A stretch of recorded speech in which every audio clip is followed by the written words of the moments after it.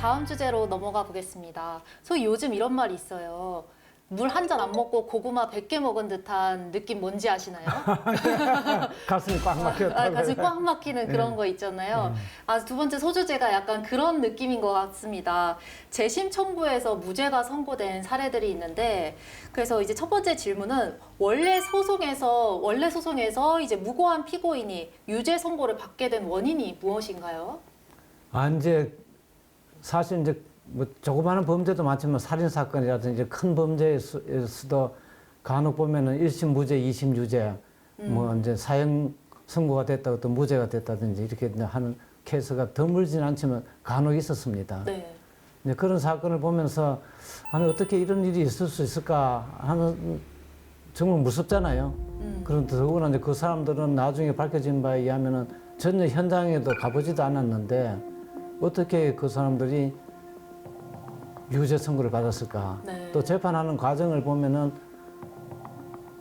어떤 피고인들은 또 수사기관에서는 이제 위협을 받아서 자백을 했다고 하지만 법정에 와서도 자백을 하는 경우도 있습니다. 그러니까 판사로서도 왜 판사는 모르니까 네. 했는지 아닌지 모르는 상태에서 재판하니까 자백을 하니까 유죄인갑다 이런 생각을 하면서 이제 재판을 하는데 나중에 보니까 아니더라. 그럼 왜 내한테는 사실대로 아니라고 말을 안 했을까? 아니라고 말했으면 그때 좀 더 자세하게 심리를 해볼 건데 이런 또 생각도 들지 않겠습니까? 네. 그래서 이제 그런 것을 보면서 저도 이제 그 재심 사건 판결문도 보고 이래 했는데 당사자 본인은 이제 아니라는 것은 자기가 안 했으니까 100% 이제 확신하는 거죠. 네.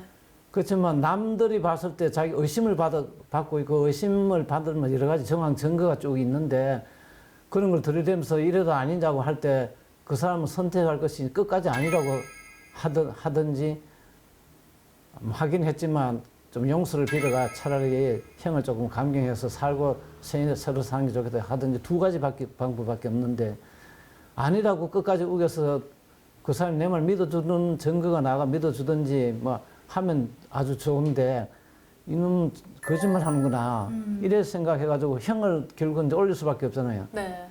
내가 봐서는 분명하게 범인인데 아니라고 그러니까 반성단을 그러면 형이 올라가니까 그 위험을 부담 안 하고 내가 끝까지 아니라고 할 것인지 아니면 좀 억울하기는 하지만 좀 빌고 형을 조금 적게 받아서 차라리 나중에 혹시 법인이 잡힐 때를 기대하고 일단은 이 현 상황에서는 내가 잘못했다고 뭐 거짓으로라도 이야기하고 나가는 것이 좋겠다.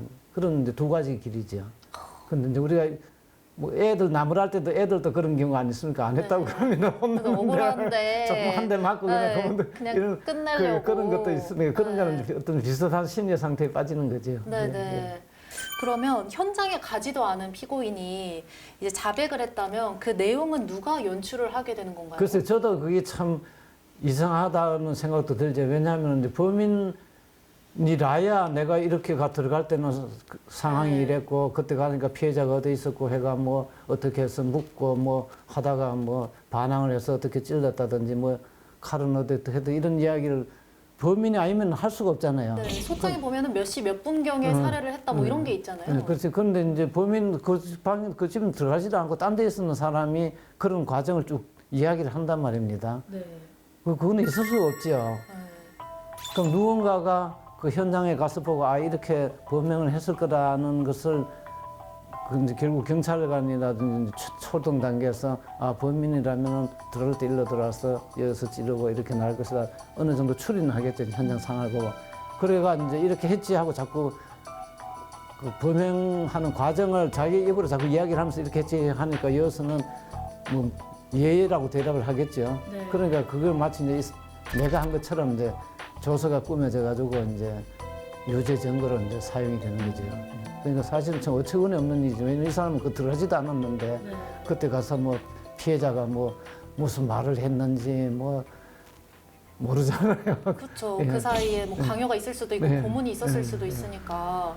그럼 당시에 판사님들의 입장에서는 이 경찰분들이 작성한 이 조서가 맞을 거다라고 좀 그냥 믿고 그렇게 이제 판결을 그때는 이제 뭐 하셨을까요? 다른 이제 증거도 물론 물적인 증거도 있을 수도 네. 있고 이제 여러 가지 정합을 해보면은 유죄라고 이제 해줄 수도 있는데 근데 그런 사건을 보면은 똑같은 사건인데 근데 이제 경주 당구장 사건은 1심에서는 유죄가 됐는데 2심에 가서는 무죄가 됐어요. 네. 똑같은 증거를 가지고 판사가 이제 다르게 판단한 거죠. 근데 그 사건의 경우에도 이제 범인이 뭐 두 사람이다 해가 운전사하고 이제 그 진범이로 지목된 사람은 범인으로 지목된 사람은 경찰관이고 그 경찰을 태워다 준 이제 운전사가 있고 한데 근데 두 사람이 같이 이제 자백을 했다 한 사람은 또 번복을 하고 뭐 이런 과정이 있었는데 그런 이제 끝까지 이제 경찰관 아니라고 우기니까 이제 결국 2심에서는 같은 증거를 가지고 이 사람 말을 믿을 수가 없다 해가지고 무죄가 됐습니다. 네. 그런데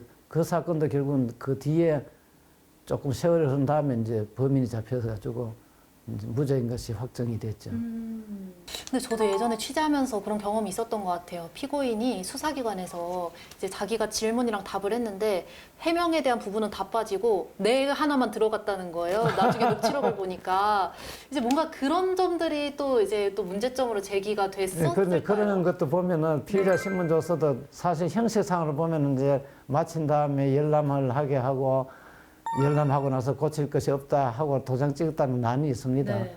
근데 이제 요즘 와서는 이제 보면은 뭐 아주 특수한 피의자의 경우에는 이제 신문은 다 이제 밤 10시경에 끝났는데 서류 확인하는데 3시간, 4시간 걸려가 그 다음날 새벽까지 했다 이런 뉴스가 간혹 나오지 않습니까? 네. 근데 그런 거는 이제 그분들이 변호사를 대동하고 가가지고 변호사가 이 사람 말한 대로 다 적힌지 확인하고 이제 그걸 하는데 일반인이 이제 자기가 말해가 적었는데 그 자리에서 그 사람이 5시간, 6시간씩 일한 것을 가지고 잘못했다 하고 뭐 어필 해가지고 고쳐달라 하기가 상당히 어렵죠, 현실적으로.